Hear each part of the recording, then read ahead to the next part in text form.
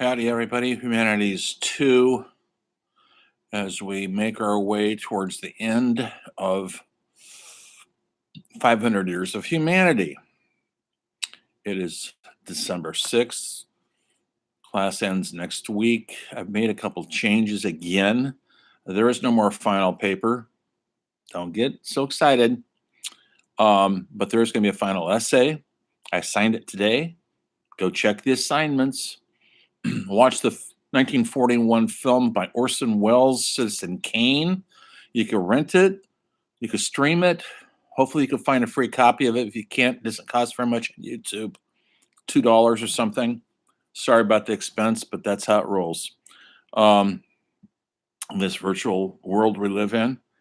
Write a critical, analytical essay on why it matters. Just like the other essays, watch the film. You might have to do some research on stuff. It's not due till next Tuesday, so there's plenty of time to do it. When you're writing your essay, make sure it's 3 pages at least. Make sure you give credit where credit is due. Directed by Orson Welles. Make sure you spell his name right. And please don't mention that the fact's in black and white. I'm aware of it. Why does it matter? Simple as that. Break it down. What the script looks like to you. I know you're not experts, but you've seen movies, you've seen television. What is the performance like, in your opinion? Why do they matter? How's the direction? Does it matter? Themes. What are the themes in the movie? I'll give you one theme. Power. Okay, that's one theme. You find others. Also, I want everybody to respond to one simple question. What does rosebud mean? Not what does it represent or what it is. I know that's a trick question. But what does it mean? Thank you. I look forward to reading those. And it's just worth 10 points like the rest of them. There is no final 20-point paper. It's just too much, too late in the day to take that on right now. There is still going to be your journal. That's going to be new next week also. I'll post that, hand it in. I'll post it tonight, actually, to where you can hand your journal in. And then there's going to be a quiz. I know we still have 12 days of school left. So we're going to do a quiz. We haven't done one. You're going to watch a documentary this weekend, and you're going to answer a couple questions over the weekend. And so you'll be watching lots of fun stuff, and I know you're going to love it. If it helps anything, the documentary is in color. Anyway, today is freezing outside. I don't know if anybody's around, but it was 2 days ago. It was 75 degrees. Literally, I think maybe yesterday. And today the high was 46 and foggy all day. Now it's raining.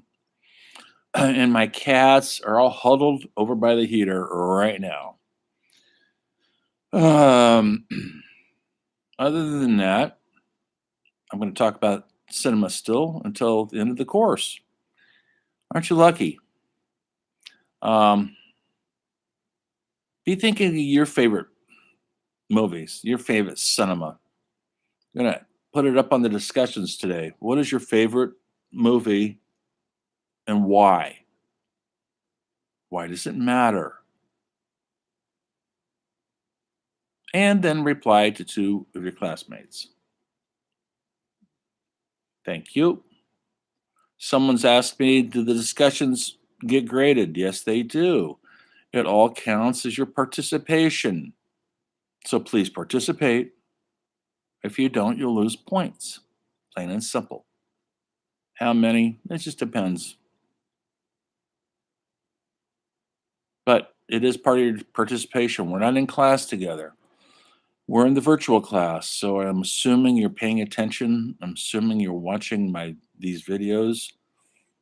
I'm assuming a lot. I'm assuming you're joining in on the discussions. Anyway, join in. What's your favorite movie and why does it matter? I'll post that later on tonight. Favorite movie. Let me write that down. Today we're moving into the 1940s. World War II is breaking out. Germany is rolling on their Nazi domination of the entire free world. If they have it their way, pardon me, will try and exterminate an entire race of people because they're racist, fascist. Pardon me, I'm coughing. But we're not in the war with them yet.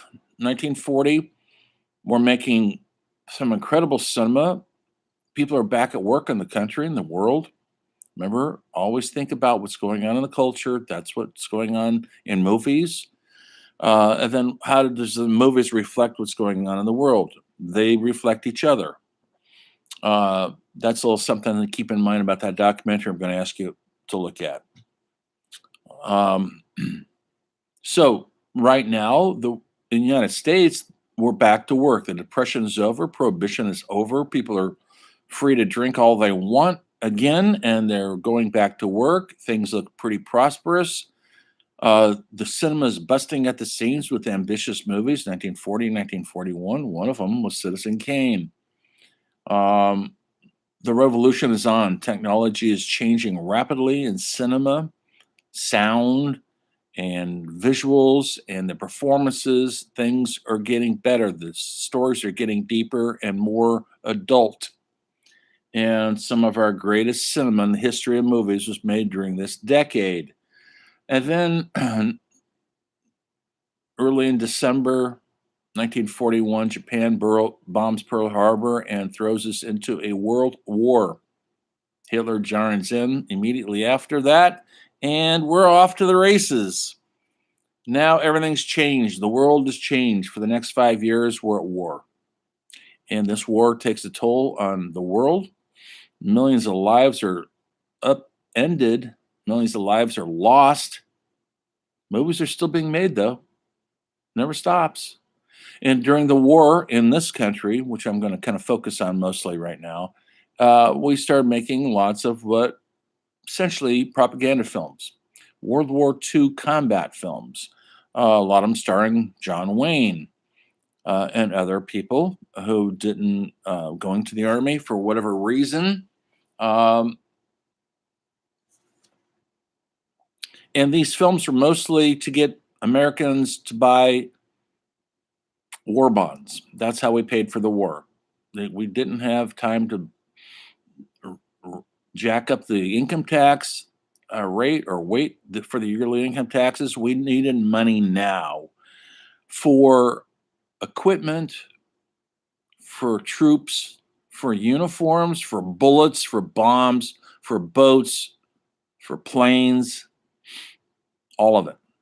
And how that came about was through war bonds. And people, you could buy a war bond, $5 or more. And a lot of times they were sold through movie theaters. Movie stars in Hollywood, there's a great little documentary. I'd love for you to watch it. I'll sign it, but you don't need to watch it, called Hollywood Goes to War. And it shows how the movie stars of Hollywood, who seem glamorous and all, went out and raised millions and millions of dollars in war bonds through their public appearances, and how this helped fuel the war machine in order to fight wars on two fronts, Europe and the Pacific. And we need to get this going fast, because when Pearl Harbor hit, we were kind of a weakened army. We didn't have that many people in the service or military might as we probably should have. We got caught unawares and a little bit off guard, and Within less than a year, we're up and rolling big time.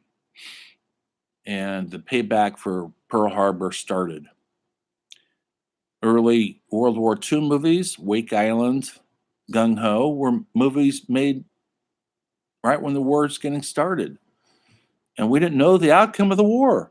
We didn't know who was going to win, who was going to lose. And so those stories were kind of open ended. But when I say they're propaganda, it usually has the US coming out on top. We don't want to look like losers, but in the very beginning, we were a loser. We lost a lot, especially in this Pacific. Japan was rolling hot through island after island, taking over as much property as they could. We were defeated on many, many fronts. Wake Island was one of them, and other places before we had enough money and men and equipment to go back at Japan. And then once we did, we went back at it pretty hard. But during this time, people focused their lives on the war. We had rationing in this country, food rationing. We had equipment rationing. You couldn't get gasoline all the time for your cars. You couldn't get rubber for your tires. It all went towards the war effort and the public sacrifice that was worth it to them. There was nobody bitching and moaning like we do now when we're out of lattes at Starbucks. We go into a panic and a rage. Think if there was no Starbucks, folks, or Costco. Can you imagine? So nobody wants to go there, but that's what the supposed Grace generation, that's what they knew. That was my parents' generation. And they went through the Depression, made them kind of strong, tough. They went through World War II. They lost a lot, but it was also a pretty positive time in this country because everybody was essentially on the same page that way. Millions of our guys, men, were drafted into the army. Women went drafted, and they were going off to fight for the good of the world. And it left women back home to do what was mostly men's jobs. They were helping build planes, they were helping build tanks and submarines, women. And the poster child for that was Rosie the Riveter. Maybe you've seen posters of that. Women went and were doing men's jobs, and they did it well, folks. For the first time in the history of this country, any country, women took a huge participation in the workforce. They just weren't told to stay home and watch the kids and take care of the husband. They had to take care of everything, and they did.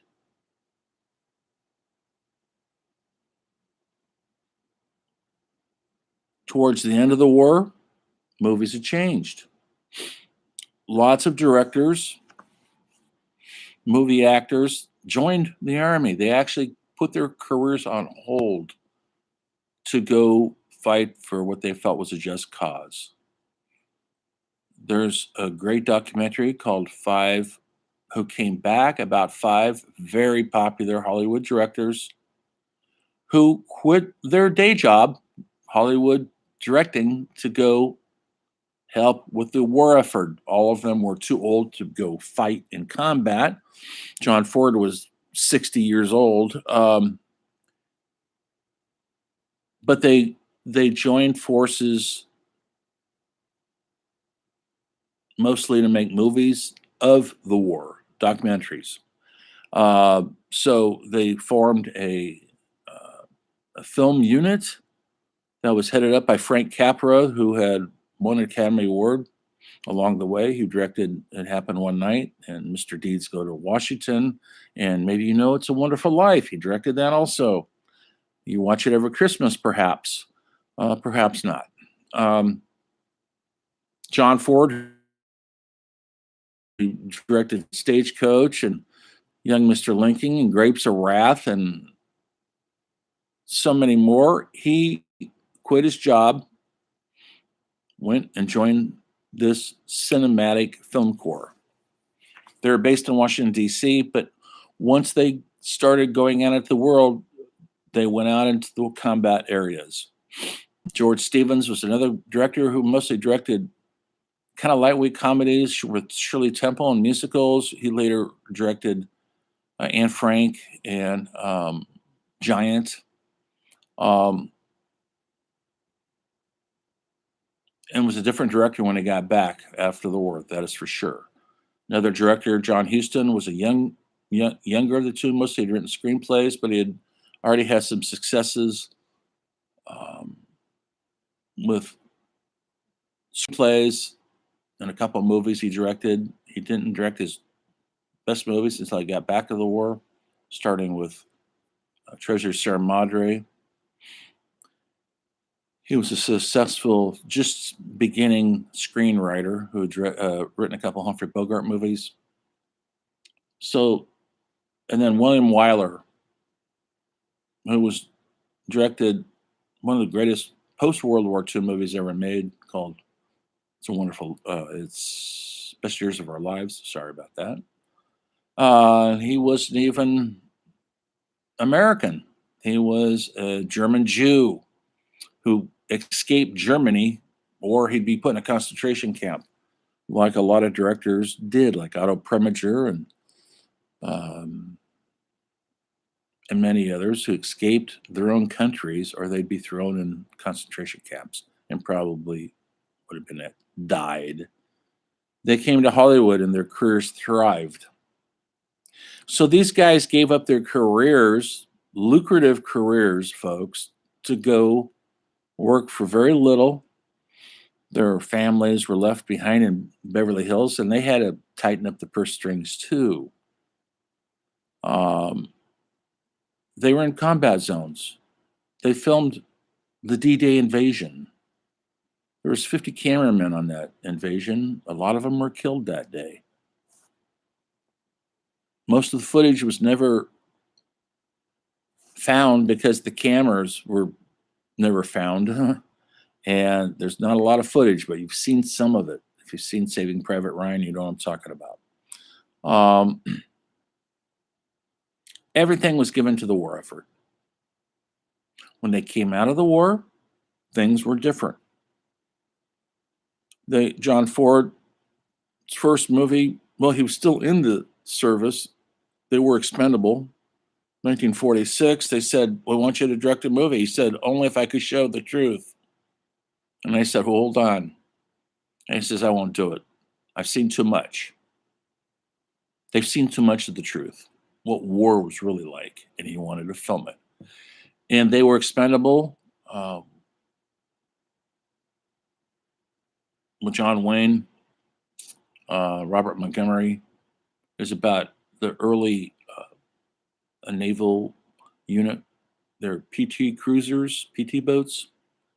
And early on in the war, they were wiped out, and it shows that. And Hollywood hates that. They don't like an ending like that because it looks like America's losing, but we did lose early on in the war. We came back fierce as ever, and obviously, you know the results of the war. We dropped a couple atom bombs on Japan. We defeated Hitler until he went down in the bunker and killed himself. So, big victory, not just for us, but for all of Europe and all of Asia. Russia, too. When they came back, these directors had seen too much. They'd seen the real war. When George Stevens came back, he was one of the first film units who discovered a concentration camp. They filmed the bodies. We had heard about it. We weren't sure if it was true. Guess what, folks? It was true. The Nazis gassed, killed, imprisoned millions and millions of Jews. Ethnic cleansing, as they called it. And George Stevens filmed all that. Now, when you see that, it's going to affect you for the rest of your life. And now they have a word for it called post-traumatic stress syndrome. They didn't have that word then. These guys came back and they mostly drank their troubles away, like my dad and so many of his fellows who fought in the war, they were major alcoholics. That's how they dealt with it. No psychiatrist, nobody to talk to about what they'd seen, what they experienced, the death of their friends, the death of whatever innocence they had left. The world's greatest generation was a generation of alcoholics. These directors came back and they made arguably the best films of their careers. John Huston directed Treasure Sierra Madre, amongst others. Later on, he had a long, long career. I'm just talking about these war years now. John Ford obviously still directed westerns with John Wayne, The Searchers, the Cavalry trilogy, and lived into the 70s. William Wyler, Best Years of Our Lives, Big Country, and other movies. Mrs. Menrevere was one of his World War II movies. George Stevens, who directed more serious adult movies than he'd ever directed before because he'd seen so much, like The Diary of Anne Frank. If you know that story about the Jewish girl who was hiding in the attic with her parents for 2 years as the Nazis searched for them. Could you live in an attic for 2 years? Never come out with a bunch of adults? And she wrote her diaries, which were famous, the Anne Frank diaries. I've been to her house in Amsterdam, where the Nazis captured her, folks, given away by a good neighbor who squealed on them. Her family was taken off. Some of them didn't die in the concentration camps, but she did at 15, 16 years old. Her diary survived and was made into a movie, several movies actually. I think even a play, bestseller book. We know the story because of her diaries. That's how brave she was. And she had hope, folks. She had hope of somehow leading a regular, normal life. Growing up, falling in love, being married, having kids, having a career. She never got to do any of that. Then Frank Capra, who was known as a sentimental director, came back and did It's a Wonderful Life. If you know the story, maybe you watch it every Christmas. Jimmy Stewart, the main character, feels hasn't led much of a life that was worth it. He wants to commit suicide. He's going to commit suicide on Christmas Eve. And an angel takes him on a trip through his town. What would the town be like if he never existed? And the town would have missed him greatly. And so, in a way, the angel saves his life because he looks at his life in a more meaningful way. It's become a Christmas perennial. It was a big box office bomb at the time. Nobody wanted to see movies about people killing themselves on Christmas Eve. Nobody wanted to see that until they did, until it was time. 1940s, we came out of the 40s and the movies had changed. In Europe, they were making movies again. They couldn't make movies during the war years, folks. They were occupied. And so in Italy, which at one time was part of the German Axis, but then they went against Nazism and they got slaughtered along with the rest of the Europe. But before that, they were on the Nazi side because Mussolini, their prime minister, was big pals with Hitler. And yet, until the Italian people dragged him out of the house and hung him and his mistress, death to the fascist dictators. And then they quit the Axis, and then the Axis, which is Germany, occupied Italy. During this occupation, the filmmakers couldn't work. But when the occupation started becoming less so, they started making movies. One of them was Rossellini's wonderful film, Rome Open City. about Romans living under Nazi occupation. They were actually occupied at the time when they were making this film. Germany was defeated. I think Hitler was even dead at the time, but there were still Nazi soldiers in the town. And when you watch the movie, if you see clips from it anywhere, hope you do, off in the distance, you can see Nazi troops patrolling. That's real, folks. That's not made up. That's not people in costumes. And it changed everything. Another film that came out along the same time, right before Victoria de Sica, was called Bicycle Thieves. Post World War II, Italy, how to find a job, how to feed your family. And the guy who in the story has a young son he can't feed, didn't have a job. And he gets a job only because he has a bicycle. There's no cars, folks. Nobody has cars or gas. And to get around, he needs a bicycle. And so he gets a job because he's got a bike. Well, during the course of the movie, his bike is stolen. And that means he's not going to have his job. And so he searches the whole rest of the movie, he's searching for a bike until he can't find his bike and he steals another one, but he's caught. And that's not good. And these movies were filmed on the streets. They had no money, they had no budgets, very little. No fancy Hollywood sets, no fancy lighting or costuming, and a lot of time amateur actors, especially in Bicycle Thieves. Nobody was a real actor or a professional actor. And so it was a term that came to be known as Italian Neo-Realism. The new realism. And it looks real. They're on the streets. There's nothing glamorous about these movies, and that's their brilliance. A lot of Hollywood directors saw that, and they said, we got to stop making this phony Hollywood crap. We got to make something real. And so they did. Their filmmaking changed because of Italian Neo-Realism. In the 50s, I'm going to take a minute pause here. I got to do something. Hang on.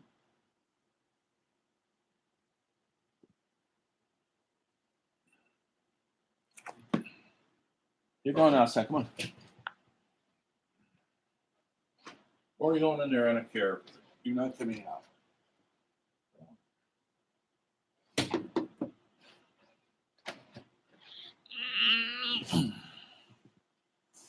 I'm back. Sorry about that.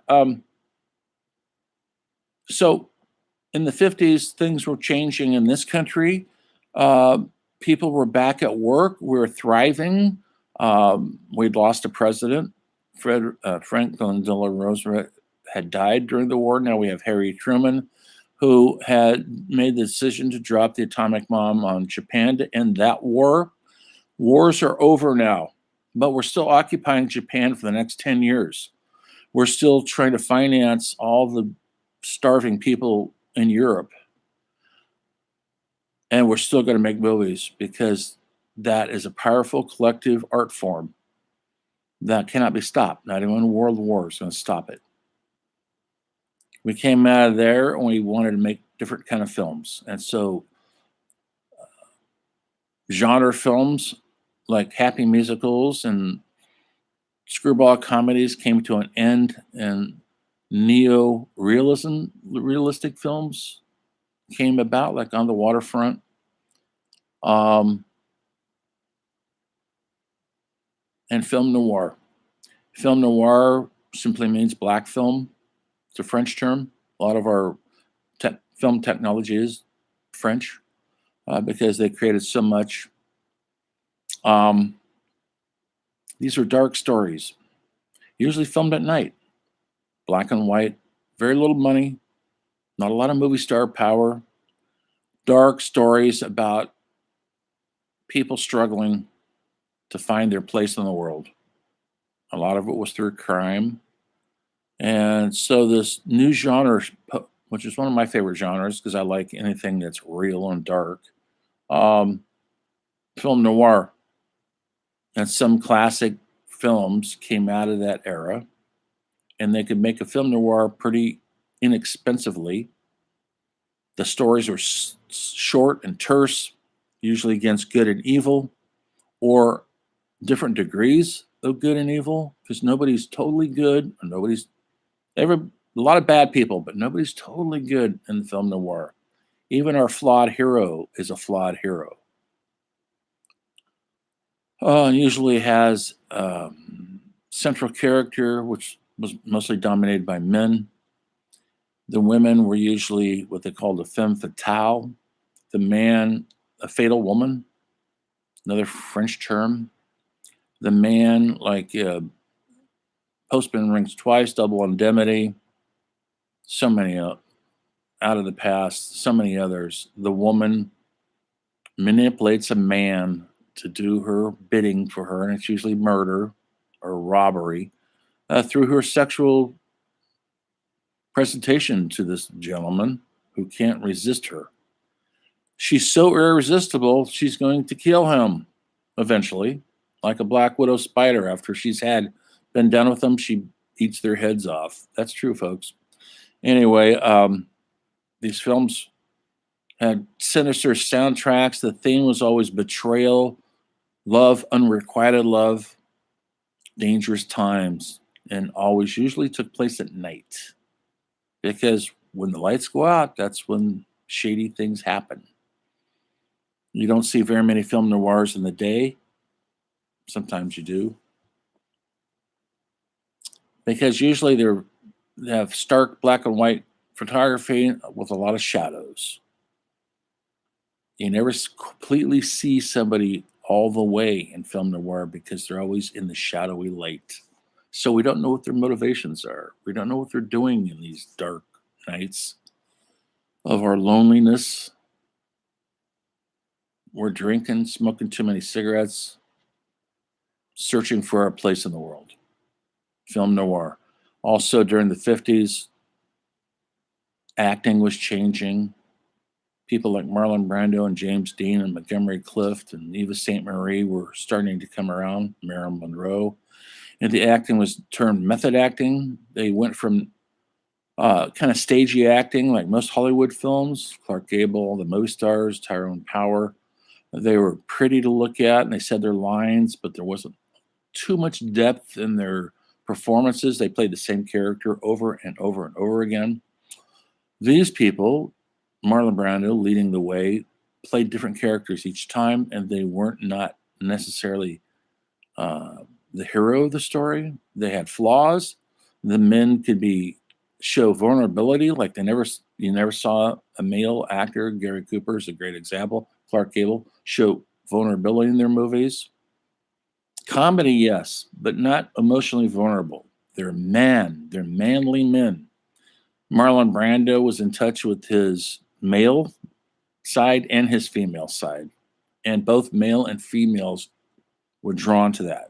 James Dean, the same exact way. Montgomery Clift, the women wanted to save Montgomery Clift. Men didn't really be like Montgomery Clift because he's so fragile and weak in most of his stories. The women wanted to save him. Brando was strong. James Dean was in between. It changed the way we thought about actors. They just now weren't pretty faces up on the screen. They had depth, emotional depth that we weren't used to seeing. In the 1950s brought us movies like East of Eden, Rebel Without a Cause, movies like On the Waterfront, Viva Zapata, and so many others that I wish I could go into. I wish I could show you guys film clubs, but we're not in a classroom together. Maybe you saw some film clips on those two documentaries I asked you to watch, if you watched them. I don't want to pile on too much. It's this last 2 weeks of school, so I'm going to go kind of a little bit easy. I haven't been that hard. I don't believe. So we're getting through the 1950s, but something reared its ugly head during the 1950s, and it was called communism. We're now in a Cold War with Russia. Now it's called the Soviet Union. And there's a a myth about communism that they're spreading their propaganda to get everybody to be a communist. That's what we thought at the time. And that's in their manifesto, by the way. We're trying to spread democracy. They're trying to spread communism. Well, Americans took a dislike to that, and they found out a lot of people in Hollywood had romanced communism in their minds. In the 1930s, during the Depression, it looked like our government wasn't working, and a lot of young people joined the Communist Party. And it looked like communism was an answer. This is before we found out that it wasn't. This is before that, before we found out what Stalin was doing to his own people and how it was a totalitarian regime that was your freedoms of press and freedoms of many were suppressed. But this information, we didn't have social networking. We didn't know all this stuff. And so a lot of young actors and artists joined the Communist Party trying to make their life better. They followed Karl Marx. If you read Marxism, he was not Russian communist, by the way. He was a German. He wrote about socialism. Before you judge it, you should read about it. So it got twisted into communism by Russian leaders like Lenin and Stalin. And before you know it, it looked pretty evil. And so these actors and writers and directors quit. Well, there was a senator, Joseph McCarthy, and he felt that Hollywood was a cesspool of commie infiltrators, and he was going to ferret them out. And so he established these hearings called the House on Un-American Activities. And they were famous, got a lot of press because it's movie stars, directors, writers, and he brought them in to testify in front of Congress. And the question is, have you ever been a communist? And do you know when you need a communist? And you need to name names, or you probably won't work again in this industry. Well, it became known as the Communist Witch Hunt. And it was very real indeed. It destroyed lives. There's a great documentary called The Hollywood 10 screenwriters. Some of them had won the Academy Award already. Highly respected writers were accused of being communists. They were brought in the committee, and they weren't, if you took the Fifth Amendment, didn't name names or confess to your sins, you were sent to prison for a year for contempt of court. These Hollywood 10 were sent to prison. Family guys, middle-aged guys, had no way to support the families and had to go to prison for a year. During this reign of terror, actors, writers, directors lost their way to make a living, way to pay their house payments, way to feed their kids. Some committed suicide. The people named names kept their careers going. Elie Kazan, one of the greatest directors of all time, who had directed On the Waterfront with Marlon Brando and Viva Zapata and Streetcar Named Desire, among his most groundbreaking films. He was an early communist who dropped out of the Communist Party, and he did name names to keep his job. And he was always has an asterisk against his name.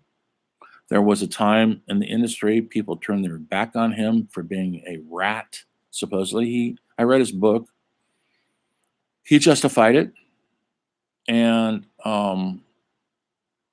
he was forgiven for the most part. Some people never forgave him, and it always haunted him to his ending days. He lived quite a while. He said he named names that had already been named, and he didn't name them because he was afraid of losing his job. Well, he was anti-communist by then. That's hard to say because he was afraid of losing his job. They all were. Some actors lost their jobs forever. For 5 years, 10 years, they couldn't work anywhere. Some writers changed their names and they wrote under a pseudonym, and they kept writing. One of them, Dalton Trumbull, won the Academy Award under a fake name